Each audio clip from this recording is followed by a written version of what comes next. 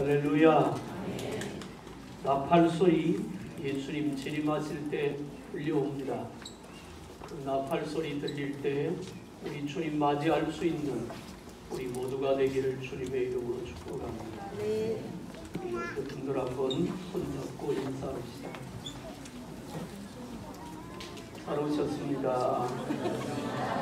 오늘도 함께 예배할 수 있어서 감사합니다. 주의 은혜와 사랑이 우리가 함께하기를 소망합니다. 은혜 받읍시다. 사랑하고 축복합니다. 할렐루야. 처음 하면 좀 어색한데요. 자꾸 하다 보면 또 마음이 가기도 합니다. 오늘은 신년 들어 두 번째 주일 예배를 드리면서 유아실의 아이들 좀 앉히세요. 뛰지 않게.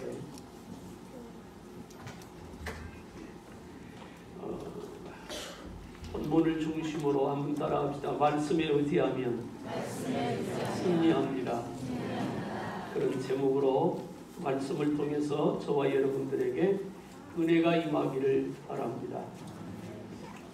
기독교인, 예수 믿는 사람의 삶의 기질이라고 말하면 좀 저속한 표현인지 모르지만 세상 사람들하고 다른 점이 있고 비슷한 점이 있습니다. 다른 점만 말씀드리면 예수 믿는 사람들은 포기할 수 없다는 것입니다. 예수 믿는 사람에게도 고난이 다가오고 어려움이 다가옵니다. 그러나 그 고난을 이길 수 있는 힘이 내게는 없어도 나와 함께 하시는 하나님에게는 있습니다. 내가 예수님의 피로 구속받아 하나님의 자녀라고 하면 한번 넘어졌다가도 다시 일어날 수가 있습니다. 실패했다고 인생을 포기하는 것이 아니라 다시 그 실패를 교훈 삼아 일어설 수 있는 그런 삶의 기질을 갖고 사는 사람이 예수 믿는 하나님의 백성입니다. 그래서 성경은 하나님의 백성들이 가는 인생길을 어쩌면 전투적으로 표현하고 있습니다. 우리가 많이 부르는 찬송 중에 우리를 십자가의 군사라고 말합니다. 군사는 전쟁을 위해서 존재합니다. 하나님의 군대입니다. 하나님의 군대인 저와 여러분들은 세상에 대해서 싸워야 하고 또 죄에 대해서도 싸워야 합니다. 자꾸만 죄의 습성을 쫓아 나가는 우리 육체에 대해서도 싸워야 합니다. 특별히 우리가 싸워야 될 것은 때로 삶의 형편이 고난 중에 있어도 그것과도 싸워서 주님의 도움을 입어 다시 일어서야 할 줄로 믿습니다. 광야 40년을 걸었던 이스라엘 백성에 대해서 민수기에서는 그들을 뭐라고 부르냐면 하나님의 군대라 이렇게 말합니다. 예수 믿는다는 것 자체는 그렇게 영적인 군대로서 믿음의 길을 가는 것이죠. 빨간 모자를 쓰고 가슴에 빨간 명찰을 붙이고 다니는 사람들이 있습니다. 해병대이지요. 한 번의 해병은 영원한 해병이라고 합니다. 우리 교회에도 해병대 출신들이 제법 있습니다. 그런데 그분들은 자기들의 트레이드 마크처럼 쓰는 게 있습니다. 안 되면 되게 하라고 하는 거죠. 그러나 그 말은 거기서부터 쓴 게 아니라 성경에도 나왔습니다. 할 수 있거든이 무슨 말이냐? 믿는 자에게는 능치 못함이 없느니라. 내게 능력 주시는 자 안에서 내가 모든 것을 할 수 있느니라 그렇게 말합니다. 하나님은 저와 여러분들이 영혼이 잘되고 범사가 잘되고 강건한 복을 내리도록 그렇게 누리도록 우리에게 은혜와 복을 주시는 분인 줄로 믿으시길 바랍니다. 해밍웨이가 썼던 노인과 바다의 내용을 여러분은 대부분 알 것입니다. 주인공 산티아고 노인은 먼 바다에 나가서 84일간 몸부림 끝에 커다란 물고기를 잡습니다. 그리고 이 커다란 물고기를 배에 실을 수가 없어서 배 뒤에다 묶어서 달고 항구로 돌아옵니다. 그런데 84일 동안 죽을 힘을 다해서 겨우 잡아서 큰 물고기를 달고 돌아오는데 이 물고기에서 흘린 피냄새를 맡고 상어들이 달려들기 시작합니다. 그래서 이 노인은 그 물고기를 끌고 오면서 상어와 치열한 전투를 하죠. 그런데 항구에 돌아와 보니까 상어들이 고기를 다 뜯어먹고 뼈다귀만 남았습니다. 죽도록 고생해서 고기 잡아 겨우 항구로 돌아왔는데 남는 것이 없더라는 것이죠. 인생의 허무함을 얘기하고 있다고 말할 수 있습니다.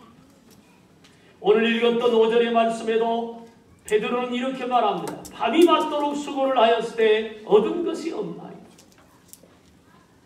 베드로는 어부였습니다. 갈릴리 바다에서 태어나서부터 이제껏 고기 잡는 사람입니다. 고기 잡는 것에 대해서는 누구보다도 뒤떨어지지 않는 실력도 갖고 있고, 갈릴리 바다는 그냥 우리가 바다로 부르니까 바다처럼 느껴지지만 사실은 그렇게 큰 호수는 아닙니다. 여기 가까워 있는 예당저수지보다 약간 클 정도, 그 정도의 호수입니다. 그러니까 그 넓지 않은 좁은 바다에서 고기를 잡아왔던 베드로는 어디쯤 가면 무슨 고기가 있고 어느 때쯤 가면 고기를 잡을 수 없고 있고를 정확히 알고 있는 바다에 대한 지식이 풍부한 사람입니다.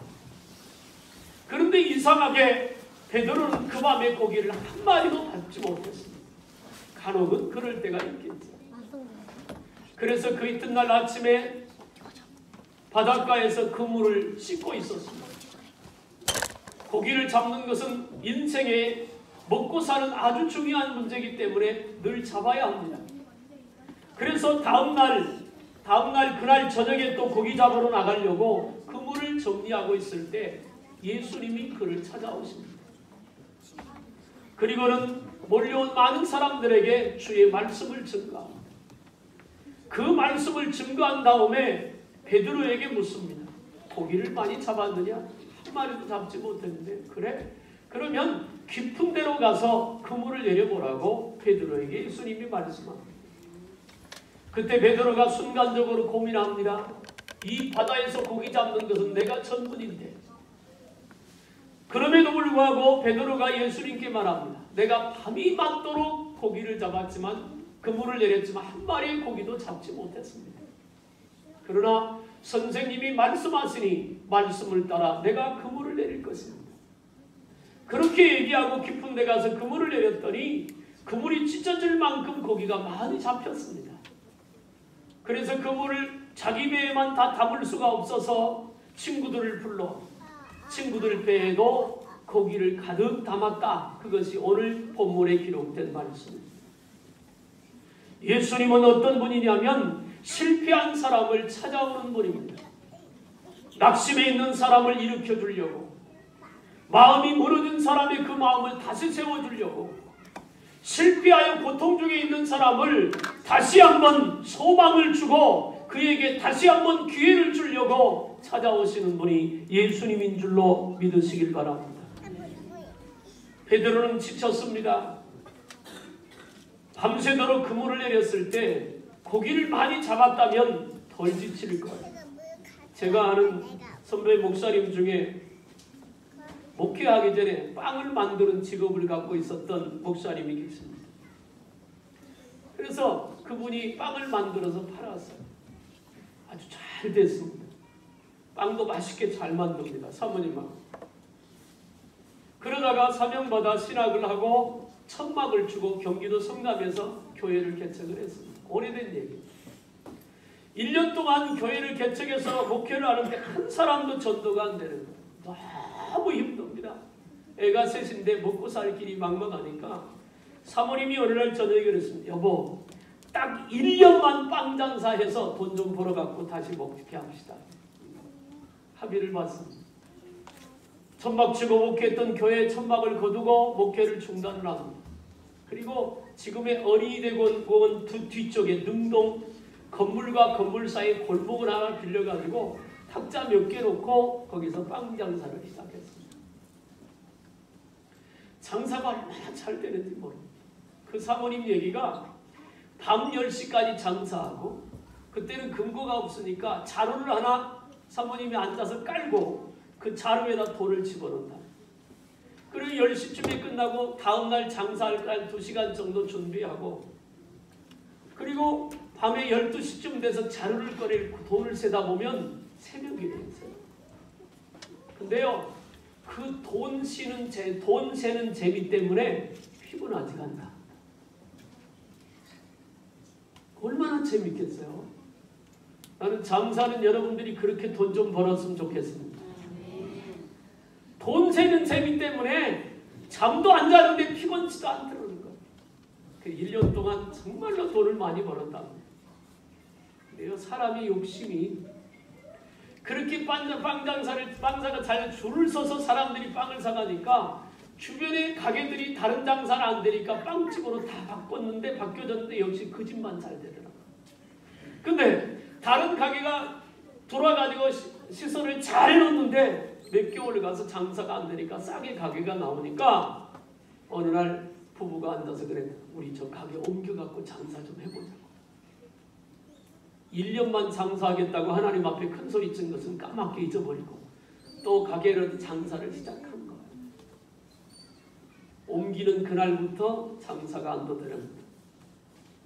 결국엔 1년 동안 번 거 한 푼도 남지 않고 다 손해를 봤어요. 누군지 모르지만 두 분 중에 한 사람이 야, 우리가 하나님 앞에 약속한 걸 어겼잖아. 다시 목회를 시작해서 어렵게 목회를 시작했다는 말을 했어요. 사람이 말해요. 잘 될 때도 있지만 안 될 때도 있습니다. 근데요, 그걸 아십니까?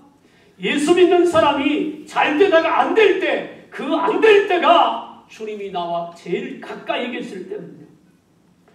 가장 깊이 고민할 때 주님이 가장 가까이 계시는 때입니다. 가장 어려운 순간이 주님을 나를 찾아오시는 때입니다. 가장 괴로운 그곳에서 주님을 만날 수 있는 줄로 믿습니다. 우리는 우리를 찾아오시는 그 주님을 우리 삶에서 만나야 합니다.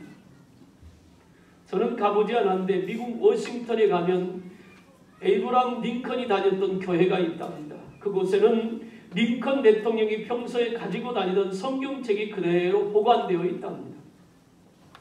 그 성경은 그의 어머니가 유산으로 남겨준 것입니다. 링컨 대통령은 늘 이런 말을 했습니다. 어머니는 이런 말을 했습니다. 너는 세상 살면서 꼭 이것을 가지고 다니면서 읽으라. 그렇게 말했습니다. 그래서 링컨은 어머니가 주신 성경을 항상 갖고 다녔습니다. 그는 자라면서 숱한 어려움을 겪습니다. 친구들은 링컨이 하는 일마다 너무 안 되니까 자살할 것 같아서 그가 자살할까 염려해서 그와 함께하고 그 가방을 뒤져서 혹시 자살할 도구가 있나 살펴보기도 하면 언제나 그 가방에서 나오는 것은 성경책밖에 없었답니다. 그의 안주머니에는 늘 성경이 있었습니다. 대통령 선거에서도 그는 실패에 쓴 잔을 마셨습니다. 사업에서도 실패했고 사랑했던 여인도 갑자기 죽었습니다. 국회 상원의회에서도 여러 차례 낙선을 합니다. 그러나 끝까지 인내하고 견뎌서 결국 미국의 위대한 초대 대통령이 되었잖아요. 에브라함 링컨이 그 어려움을 극복할 수 있었던 것은 오직 하나님 말씀에 의지하고 살았기 때문입니다. 그가 의지했던 말씀이 시편 37편 1절부터 4절입니다. 행악자를 인하여 불평하여 하지 말며 불의를 행하는 자를 투기하지 말지어다. 여호와를 의뢰하여 선을 행하라. 여호와를 기뻐하라. 저가 내 마음의 소원을 이루어 주시리로다. 할렐루야. 링컨은 하나님의 말씀을 붙들고 살았습니다. 실패가 거듭될수록 그 말씀은 그의 마음속에 더 확실하게 자리 잡고 있었어요. 결국 그 어려울 때 말씀을 통해 찾아오시는 주님을 붙들고 링컨은 미국의 가장 위대한 대통령이 된 것입니다. 사랑하는 여러분, 예수님을 만나면 인생을 바꿀 수 있습니다. 베데스다 연못가에 38년 동안 누워서 물의 동함을 기다리던 이 불쌍한 사람이 예수님을 만납니다. 그리고 그가 38년 된 누웠던 그 자리에서 일어나 건강을 회복한 줄로 믿습니다. 소경 디모에와 바디메오와 그의 아버지 디메오가 길가에 앉아서 구걸을 합니다. 아버지가 소경이었는데 불행하게도 낳은 아들도 소경이었습니다. 할 일이 없으니까 그래도 먹고 살아야 되니까 사람들이 데려다가 길가에 앉혀놓으면 지나가는 사람의 발걸음을 듣고 외칩니다. 사람들이여 나를 불쌍히 여겨주소서. 구걸해서 먹고 살았어요. 어느 날 예수님이 그 동네를 지나갔습니다. 사람들의 말소리가 들립니다. 들리는 소리 중에 나사렛 예수가 이 동네 지나간다는 말이 들립니다. 그 소리를 듣자마자 가슴이 뜨거워지기 시작합니다. 이 부자는 앉아서 구걸을 하다가 목이 터져나고 외치기 시작합니다. 다윗의 자손 예수여 우리를 불쌍히 여기소서.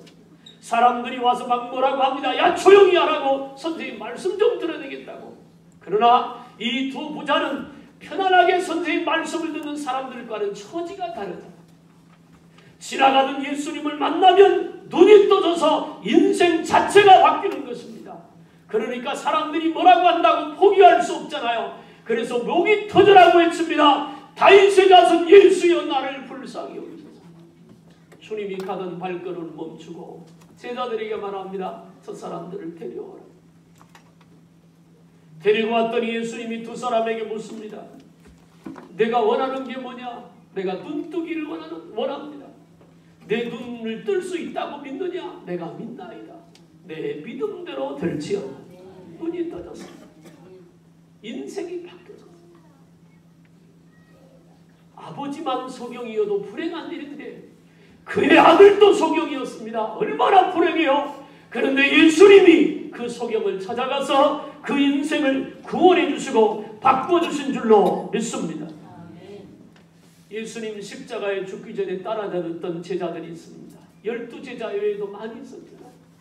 예수님이 십자가를 죽자 그들이 낙심해서 엠마오로 내려갑니다. 부활하신 예수님이 그 두 제자를 만나서 같이 얘기도 나누고 떡을 떼다. 그 예수님이 살아났다는 소식을 전해주고 예수님은 어디로 사라져버립니다. 낙심하여 내려가던 두 제자가 예수님의 부활하심을 만나고 다시 예루살렘으로 올라가서 그 사명을 감당하게 됩니다.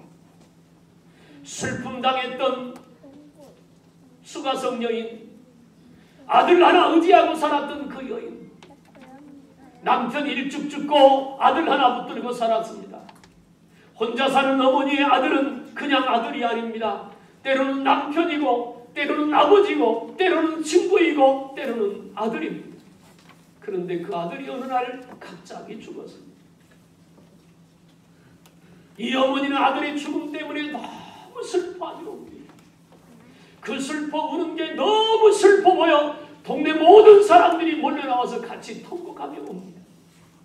시신을 메고 동네 밖으로 장례를 치르러 나오는데 그 마을을 향하여 들어가던 예수님과 만나게 됩니다. 예수님은 시체를 메고 간 그 시체에 손을 얹고 이렇게 말합니다. 청년아 일어나라. 그 순간 죽어서 장례 치르러 가던 청년이 살아난 줄로 믿습니다. 그 아들을 어머니에게 주니 슬픔이 변하여 기쁨으로 바뀌어졌습니다. 사랑하는 여러분, 지금 여러분 인생이 아프십니까? 예수님 만나셔야 합니다. 지금 여러분이 마음속에 슬픔으로 가득 차 있습니까? 예수님을 만나면 슬픔이 변하여 기쁨이 될 것입니다.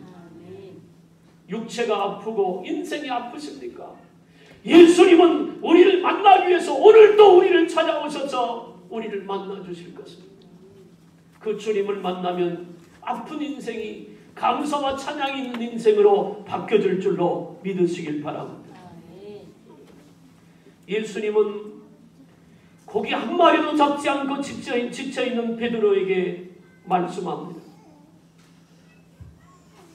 깊은 데로 가서 배 오른편에 그물을 내리라. 그리고 고기를 잡으라고 말합니다. 시편 119편 105절은 말합니다. 주의 말씀은 내 발의 등이요 내 길의 빛이라고 했습니다.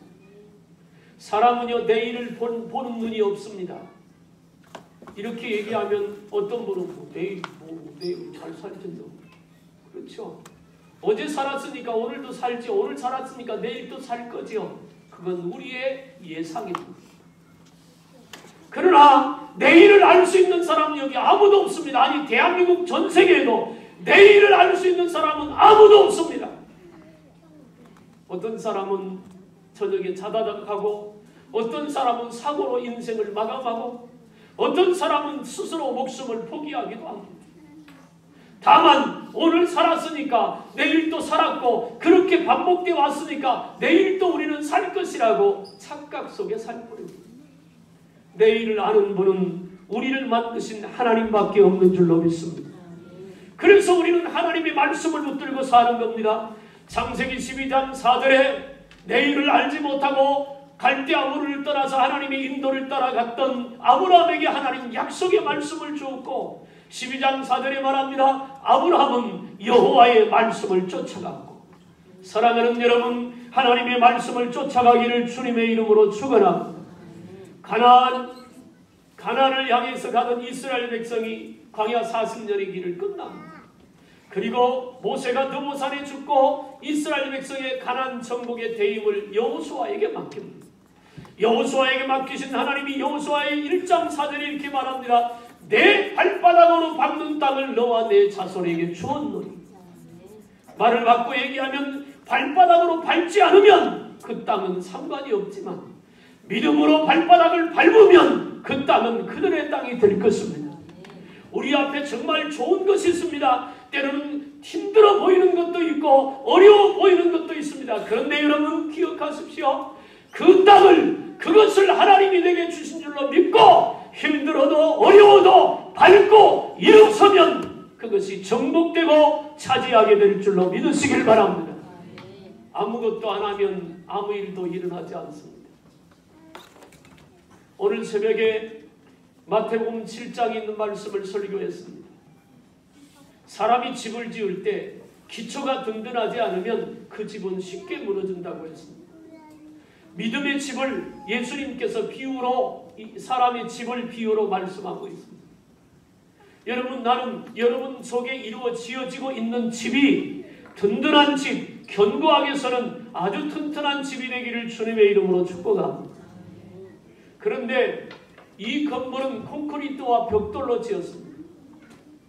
저쪽 구석에 요하실 입구에 있는 기둥이 우리 교회 건물의 중심입니다. 그래서 그 기둥은 다른 기둥보다 크고 철근도 밑에 바닥에 엄청나게 많이 깔았습니다. 지하가 79평인데 그 79평 전체를 철근을 몇 층으로 깔아가지고 반석을 아주 든든하게 놨습니다. 그래야 건물이 문제가 생기지 않으니까. 그런데요, 믿음의 집은 철근과 콘크리트로 짓는 게 아닙니다. 믿음의 집은 하나님의 말씀대로 살아야, 하나님의 말씀대로 행할 때 그 믿음의 집이 반석 위에 든든하게 세워지는 줄로 믿습니다. 이 믿음의 집이 든든하게 세워지면 풍파가 닥쳐도 무너지지 않습니다. 다른 말로 시험 들지 않아요. 넘어지지 않는다 그 말입니다. 결국 축복의 자리까지 이르게 될 줄로 믿으시길 바랍니다. 아무것도 하지 않으면 아무 일도 일어나지 않아요.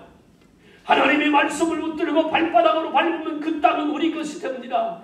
믿음의 담대함이 우리 가운데 있어야 될 이유입니다. 내가 내게 명한 율법을 이렇게 행하되 주야로 묵상하여 지켜 행하면 내 길이 형통하고 평탄하게 될 것이다. 할렐루야. 마지막으로 말씀드리고 싶은 것은 따라합시다. 베드로는 말씀에 순종하여 그물을 내렸다. 말씀에 의지하여 그물을 내리면 승리합니다. 한 마리 잡지 못했습니다. 베드로도 할 말이 많습니다. 선생님 잘 모르시나 본데 오늘은 고기 잡기 틀렸어요. 나는요 태어나서 이때까지 여기서 고기 잡던 사람입니다. 선생님이 이 바다를 아십니까? 내가 실력을 다해서 밤새도록 친구들과 그물 내렸지만 한 마리도 못 잡았어요. 오늘은 고기 잡는 날이 아닙니다. 그런 말씀하시고 배에서 내리세요. 베드로는 그렇게 하지 않았습니다. 모여있는 청중들에게 예수님이 설교하는 말을 베드로가 들었습니다. 그 말을 들을 때 마음에 뭔가 깨달음이 왔습니다. 그리고 그 말을 마치고 베드로에게 갑자기 말했습니다. 깊은 데로 가서 그물을 낼 고기를 잡으라고 합니다. 깊은 데로 가서 그물을 한번 내려봐라. 혹시 고기를 잡을까요? 그게 아닙니다. 깊은 데로 내려가서 그물을 내려 고기를 잡으라. 고기 잡으라고 합니다. 잡을 것이다가 아닙니다. 잡으라고 합니다. 그 말에 베드로는 이렇게 말합니다. 내가 밤이 새도록 그물을 내렸지만 고기를 한 마리도 잡지 못했지만 선생님의 말씀에 의지하여 그물을 내렸다. 따라합시다. 말씀에 의지하여. 그 말은 무슨 말이냐면 말씀 따라 선생님 말씀하신 대로 예수님 말씀하신 대로 그렇게 해보겠습니다. 오늘 이 말은 우리에게 이런 말이 됩니다. 내가 작년에도 믿음으로 살았는데 실패했습니다. 그런데 오늘 주님이 다시 말씀하니까 내가 다시 한번 하나님의 말씀 따라 살아보겠습니다. 하나님의 말씀을 붙들고 살아보겠습니다. 하나님의 말씀대로 내가 순종하며 갈 것입니다. 예수님이 사랑했던 삼남매가 있습니다. 나사로와 마르다와 마리아입니다. 부모를 일찍 보내고 세 남매가 고아입니다. 의지하며 살았어요. 그런데 어느 날 제일 큰 오라버니인 나사로가 병들어 죽었습니다. 사람들을 보냈습니다. 예수님 사랑하는 이가 병들었나이다. 예수님이 곧바로 죽기 전에 갔으면 좋은데 예수님이 가시다가 이런 일 저런 일 해결하다 보니까 3일이 지났습니다. 나사로가 죽었습니다. 예수님이 오신다는 말을 듣고 마르다가 문 앞에 서서 기다리다가 예수님을 붙들며 울면서 말합니다. 예수님이 여기 있었더라면 우리 오라버지가 죽지 않았습니다. 뭐라고 하느냐면 믿으면 영광을 볼 거야. 그리고는 집으로 들어가지 않고 무덤으로 가자고 합니다. 마르다가 말립니다. 예수님 죽은 지 나흘이 돼서 썩는 냄새가 납니다. 무덤 앞에 가더니 예수님이 그랬습니다. 돌을 옮겨놓으라. 이스라엘은요 장례법이 두 가지가 있습니다. 하나는 벽을 팝니다. 산 바위 같은 걸 파요. 그리고 거기다 시체를 이렇게 세워서 장례라. 입구를 돌로 막아놓습니다. 왜 세워놓냐고 물어보니까 예수님 재림할 때 부활하기 쉬우라고. 참 재밌지요? 그리고 또 하나는 석관을 만듭니다. 석관을 만들어 거기다 시체를 올려놓고 그냥 덮어요. 돌로. 그게 장례입니다. 우리나라는 어때요? 사람이 죽으면 땅을 파고 묻습니다. 그 달구지 한다 그러잖아요. 그리고 그 위에서 아주 다지고 다집니다. 어떤 사람이 그랬답니다. 못된 남편이 되기 싫은 마누라 죽으니까 그 밟는 사람들 꼭꼭 밟으라고 살아나오면 큰일 납니다. 그렇게 장례를 했죠.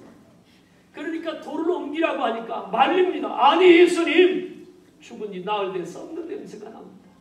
그때도 또 말합니다. 믿으면 영광을 볼 거예요.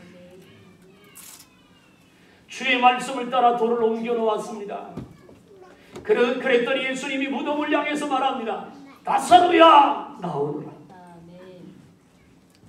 예수님이 누군지를 모르는 사람이었다면 예수님이 하는 행동은 정신병입니다.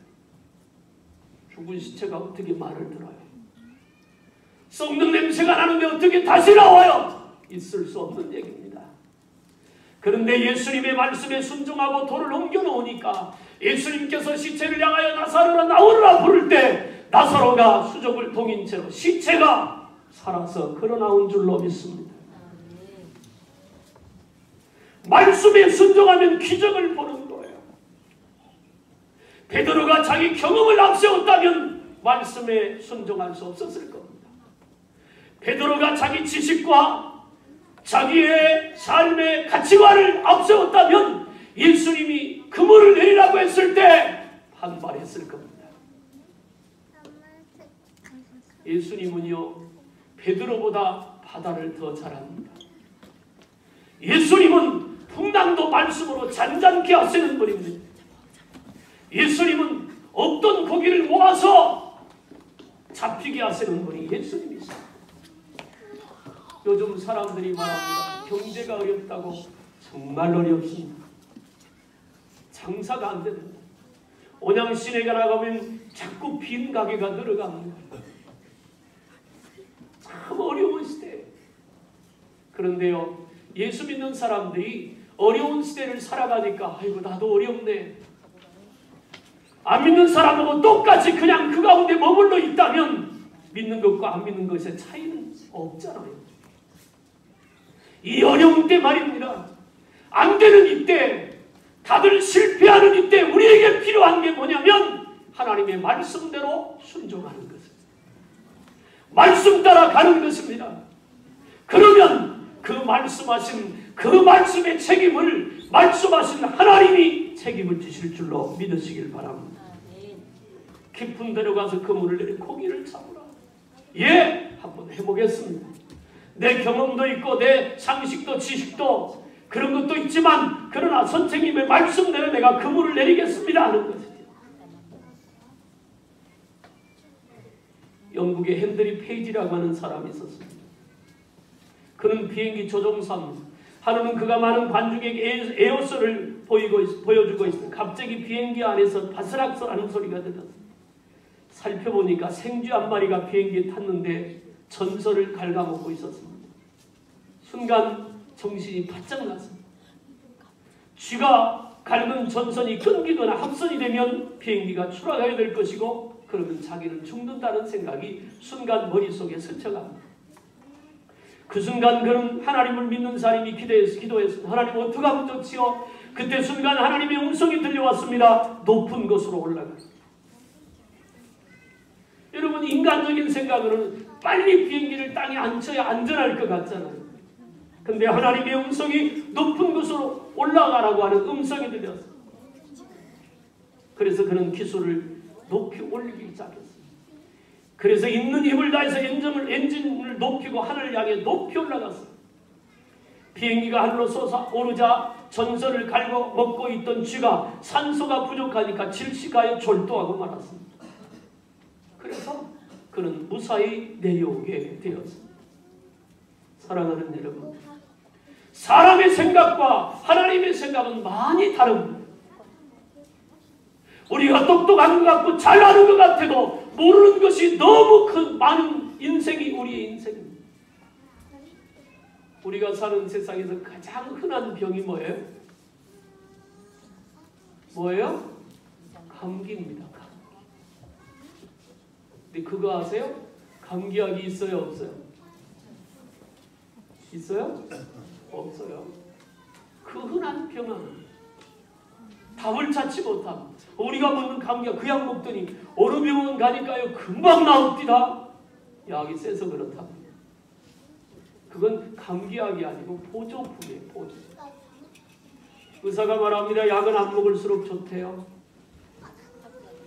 하나님의 말씀은 실수가 없습니다. 하나님의 말씀은 모자람도 없습니다. 하나님의 말씀은 능치 못함이 없는 줄로 믿습니다.